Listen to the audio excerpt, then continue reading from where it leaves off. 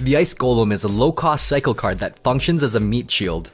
Its health is comparable to a mini P.E.K.K.A or Miner for the cost of 2 elixir. It has the move speed of a giant, which is slower than a knight. With its lower move speed and damage, it's safe to ignore a lone Ice Golem.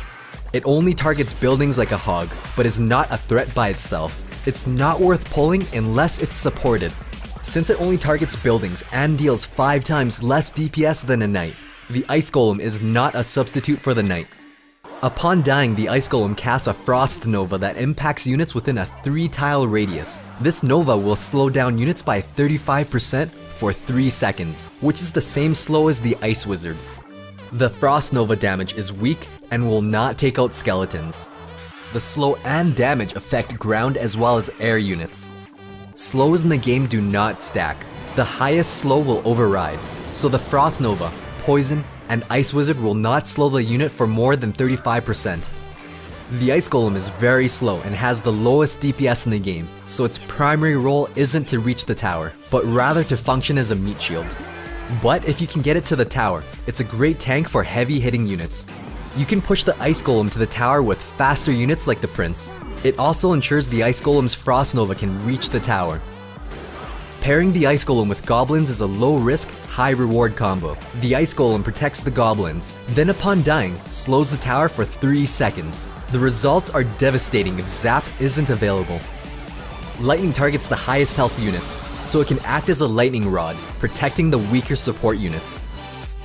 It's incredibly slow and should never be sent in alone.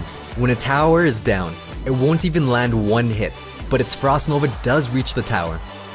An Inferno Tower can take it out before it can get within the Frost Nova range. It shines on defense as a reactive meat shield. Since it only costs 2 elixir, it's not crazy to sacrifice it for goblins or minions. A mini P.E.K.K.A needs 2 swings to kill it. It can soak up a lot of damage from a huge range of cards for a positive elixir trade. Sometimes it even makes sense to kite units into the other lane.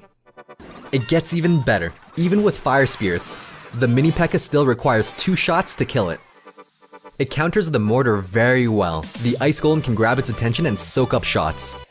Against a Prince or Mega Minion, it can absorb up to 4 hits, then slows the unit when it dies. If there are melee units in a giant push, you can pull the units into the other lane. Fire Spirits complement the Golem very well. It can distract 3 Musketeers while Fire Spirits do work, then slows them for a total of 3 seconds, completely shutting them down.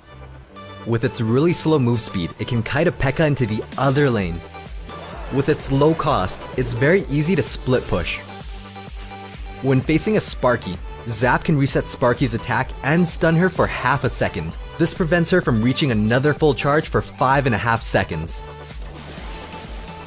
If you don't have Zap, the Ice Golem can absorb a Sparky attack, force her to knock back, then slow her for 3 seconds. This prevents her from reaching a full charge for 6 seconds. It can distract back-end units in giant pushes.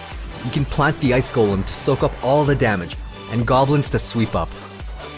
If you have an Inferno Tower, and there are guards and skeletons shielding the giant from the Inferno, the Ice Golem can hold them back long enough for the Inferno to lock onto the giant. As an added bonus, its Frost Nova slows them down for 3 seconds. The distraction value on the Ice Golem is incredibly high.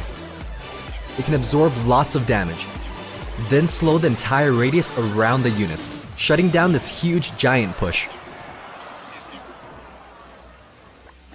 Here it distracted the Musketeer, protecting my Mega Minion.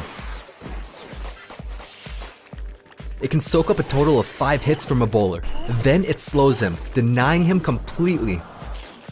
It's not a good idea to try and kite the bowler with an Ice Golem in the other lane, since it'll just get knocked out of range. It only paths towards buildings, so if you need to pull it, any building will do the job.